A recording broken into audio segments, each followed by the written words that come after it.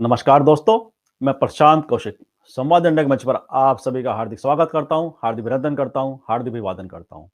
जैसा कि आप सभी जानते हैं कि संवाद इंडिया के मंच पर हम विभिन्न महत्वपूर्ण विषयों पर चर्चा आपके सामने लेकर आते रहते हैं और आज भी उसी कड़ी में एक बहुत ही महत्वपूर्ण चर्चा हम आपके सामने प्रस्तुत कर रहे हैं। लेकिन चर्चा की शुरुआत से पहले मैं अपने सभी दर्शकों से आग्रह करता हूं कि वह संवाद इंडिया चैनल को सब्सक्राइब कर दें और साथ ही बेल आइकन जरूर दबाएं, जिससे संवाद इंडिया के अपडेट आपको समय से मिलते रहें। तो संवाद इंडिया के मंच पर आज की हमारी चर्चा है अयोध्या में श्री राम जन्मभूमि के मुख्य पुजारी जी आचार्य सत्येंद्र नाथ जी से। सत्येंद्र नाथ जी ने अभी हाल ही में राहुल गांधी जी को और उनकी भारत जोड़ो यात्रा को लेकर अपनी शुभकामनाएं प्रेषित की हैं और भगवान श्री राम लला का आशीर्वाद भी उन्हें प्रेषित किया है। और जब से आचार्य जी ने अपनी शुभकामनाएं राहुल गांधी जी और उनकी भारत जोड़ो यात्रा को लेकर दी हैं, तो बहुत सारी राजनीतिक इस पर विमर्श होने लगा है, अलग-अलग तरह से लोग अपनी व्याख्या करने लगे हैं। तो इन्हीं सब बातों को जानने के लिए हमने आचार्य जी से बात की और ये जाना उनसे कि आखिर ऐसा क्या कारण था कि उन्होंने राहुल गांधी जी और भारत जोड़ो यात्रा को अपनी शुभकामनाएँ दी हैं और अपना आशीर्वाद उन्हें प्रेषित किया है और उन्होंने यात्रा की सफलता के लिए मंगल कामनाएँ की हैं। आइए जानते हैं महाराज जी से इसी विषय पर जो हमारी चर्चा हुई है उनसे, किस तरह से उन्होंने अपनी बात रखी है और राहुल गांधी और भारत जोड़ो यात्रा को अपना आशीर्वाद और मंगल कामनाएं दी हैं। आइए जानते हैं महाराज जी से। महाराज जी प्रणाम कर रहा हूँ आपको। हाँ, सो आशीर्वाद। हाँ महाराज जी, आज संवाद इंडिया के चैनल पर हम आपका बहुत बहुत स्वागत करते हैं, अभिनंदन करते हैं। आपने हमें आशीर्वाद दिया, हमारे दर्शकों के लिए आपने समय दिया, उसके लिए मैं आपका आभार व्यक्त करता हूँ। बात है, रामलला की कृपा से आपके चैनल और आप भी सदा सुखी रहें। जी महाराज जी, महाराज जी। महाराज जी, संवाद इंडिया के मंच पर आज जो हमारी चर्चा है वह जो आपने राहुल गांधी जी को भारत जोड़ो यात्रा को लेकर अपना आशीर्वाद दिया है और उनकी मंगल कामनाएं की हैं और भगवान राम लला का आशीर्वाद आपने दिया है उन्हें। तो इसी परिप्रेक्ष्य में, क्योंकि आज यह मुद्दा बड़ा चर्चा का विषय देश में बना हुआ है कि जो मुख्य पुजारी जी हैं राम जन्मभूमि के, उन्होंने अपना आशीर्वाद राहुल गांधी को दिया है।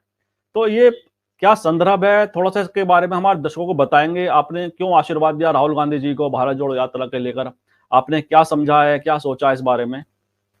देखिए, साधु के स्वभाव होता है कि कोई भी आशीर्वाद लेने आता है। जिनके अनुयायी यहाँ आए थे, हमने लिख करके उनको शुभकामनाएं दिया कि उनकी यात्रा मंगलमय हो और जो भी है कि सर्वजन सुखाय सर्वजन हिताय हो, देश की हित में है जो भी वो यात्रा कर रहे हैं। इस प्रकार से हमने उनको शुभकामनाएं दी है। जी महाराज जी। तो सबसे बड़ी बात यही आती है कि क्योंकि हर विषय को आजकल राजनीतिक चश्मे से देखा जाने लगता है, चाहे जैसा आपने आशीर्वाद दिया है, और बहुत सारे लोग हैं कि कहीं ना कहीं राजनीति के एक विषय निकालते हैं हर विषय पर, अपने अपने ढंग से निकालते रहते हैं। और राजनीति है, मैं राजनीति में रहा नहीं, राजनीति के दृष्टिकोण से हमने उनको आशीर्वाद दिया, यात्रा की शुभकामनाएं हमने दिया। अब उसको किस रूप से लोग अपने अपने ढंग से निकाल रहे हैं राजनीति की दृष्टि से, तो राजनीति से मतलब नहीं है। हमारा मतलब इतना था कि यहाँ उनके कुछ लोग आए, हमने ढंग से कहा तो हमने उनको लिख करके भी शुभकामनाएं दे दिया। तो हमको शुभकामनाएं ये है कि उनकी यात्रा मंगलमय हो, देश में सर्वजन सुखाय सर्वजन हिताय हो, और इसी यात्रा से हमारे देश के लोगों को कल्याण हो, और इस प्रकार से हमने उनको शुभकामनाएं किया। जी महाराज जी, नहीं वास्तव में आपने सही कहा है कि आपका राजनीति से कोई मतलब नहीं है। आप तो देश की जो यात्रा का आपने मकसद देखा है, जो मतलब जो आपके दृष्टिकोण के अनुसार है, उसके लिए आपने मंगल कामनाएं प्रेषित की हैं। तो मैं आपसे ये मेरा प्रश्न है कि जी महाराज जी, तो मेरा प्रश्न ये है कि जैसे कि राहुल गांधी की भारत जोड़ो यात्रा है, जैसे आपने अपना आशीर्वाद दिया है, शुभकामनाएं प्रेषित की हैं, तो जो भारत जोड़ो यात्रा का उद्देश्य है उसको आप मतलब उसकी व्याख्या करना चाहें, जो कहा जा रहा है कि भाई भारत को जोड़ने के लिए, सद्भाव को और मजबूत करने के लिए, आपस में एक दूसरे के लिए आत्मीयता पैदा करने के लिए यात्रा की जा रही। कांग्रेस का ऐसा कहना, राहुल गांधी का ऐसा कहना है? हमारे जोड़ने जैसे हमारे यहाँ तमाम प्रकार की जातियां हैं, जातियों में बिखराव छोड़ करके राजनीति करते हैं लोग, और जिसके परिणाम स्वरूप देश में एकजुट जैसे सारे सभी लोग एक राय, एक विचार और एक धारणा नहीं रख पाते हैं, और वह राजनीति के दृष्टिकोण से उसको बिखराव हो जाता है। जितने जातियां हैं जो उतने प्रकार के उनके विचार हो जाते हैं। इसलिए देश हित में जो काम होना चाहिए, ये संघी शक्ति कलयुग है, यह कलयुग में संघ में शक्ति है और सभी जाति एक एक मानव जाति समझकर यदि एक साथ जुड़े तो ज्यादा अच्छा होगा।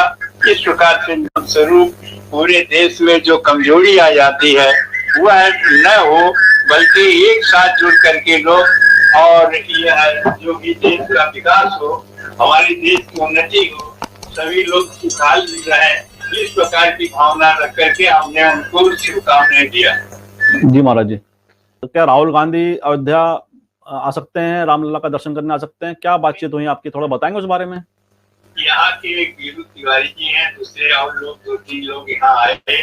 उनकी यात्रा दिल्ली में पहुंची तभी आए थे। वो कहा कि वहाँ चलिए दिल्ली में, आप यात्रा में सम्मिलित हुई, हम काम नहीं जा पाएंगे। मैंने अपने लेटर पैड पर लिख करके उनको दे दिया, ये शुभकामनाएं हमारी है उनके लिए, आप वहाँ तक पहुँचा दीजिए। ये शुक्रिया है हमारा उद्देश्य राम के कहने पर और कुछ नहीं।